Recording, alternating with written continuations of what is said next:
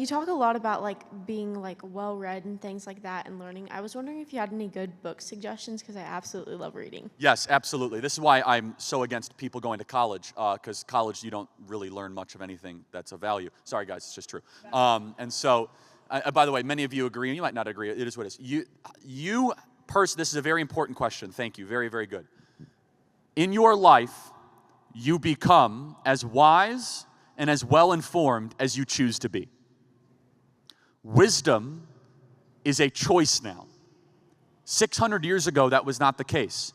You have a supercomputer now in your right-hand pocket that can give you millions of hours of information if you choose on any topic imaginable. And so you have a choice. I can go and get super drunk with friends on a Saturday night, or I can stay in and listen to deep and rich podcasts of intellectual, type basis. Which one is going to better improve my life? Or you can listen to the Charlie Kirk Show. Thank you very much. And let me tell you, glory be to God for Turning Point USA, because God deserves the credit. However, I made the choice for 12 years now. I don't go out and party. I do not drink. I don't do drugs. If you decide to do that, that's fine, but you'll pay a price. You won't be as successful. You won't be as happy. And that's okay. If getting drunk is your value, because you got to write down your values, right? And if one of your values is like drinking a lot of beer, that's fine. That's your decision.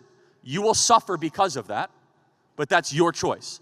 I made a decision that I don't want to live that life, that I want to succeed. I want to try to accomplish something that is good for humanity. And so I read 100 books a year. I listen to 2 to 3 hours a day of podcasting, and you can too, by the way. And if you're not, you're making a decision to not be informed. You're making a decision to be ignorant. And I'm being kind of tough on you guys because what else are you doing that's more important? And if you think you're busier than I am, I'm sorry, you're not. Just let's be honest, okay? I do 3 hours of radio a day. We've got 550 people on staff. I got to raise $100 million a year, and I got 2 kids under 2. You're not busier than I am, okay?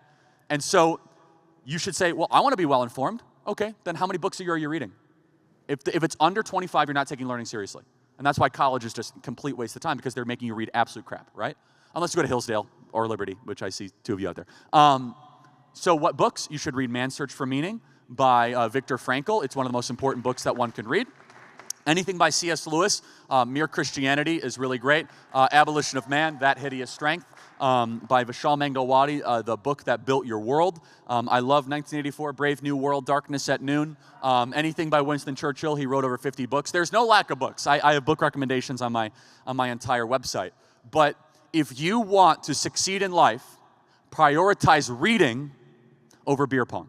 Thank you very much. Hi, so I'm from Clark County, Washington State, and I just had a question. I have a lot of respect and admiration for you starting Turning Point from literally your garage, from the ground up, and I tried doing something similar in Washington, very difficult. So I just was wondering if you had any tips on what you did to make it as far as you have so far. Yeah, well, the first was not going to college. So, again, I'm not trying to bash college too much because I know a lot of you guys are kind of invested in the scam, but that's fine. But yeah, look, if you want to succeed, going to college is a really good way to not do that. Because think about it. While many of my peers were going into tons of debt and were studying stuff that doesn't matter, I had a 4-year head start. So I had a 4-year jump start where I was able to travel the country, meet new people, speak at events. So by the time that my peers in high school were graduating college at the age of 22, at the age of 22 in 2016, I was on a first-name basis with then candidate Donald Trump. We had 75 employees, a firm but mighty budget. How is that possible? Well, first of all, I traveled 330 days a year. So you have to be willing to outwork everybody. There is no replacement for hard work. I've traveled 3,000 days in the last decade.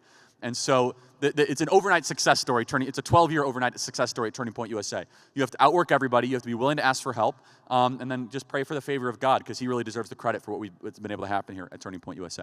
So thank you so much. Thank you. Thank you. All right, in closing, everybody, and then I'm going to introduce Lorraine, is that we could take back this country, but it starts with every single one of you.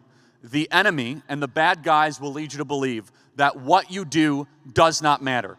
I will go a radical step in the other direction. Everything you do matters, from how you talk, to how you dress, to how you communicate, to the words you use, to whether you fight for good or evil, for whether you fight against this nonsense. It does not matter whether or not you think you are making an impact. It matters of whether or not you do the right thing.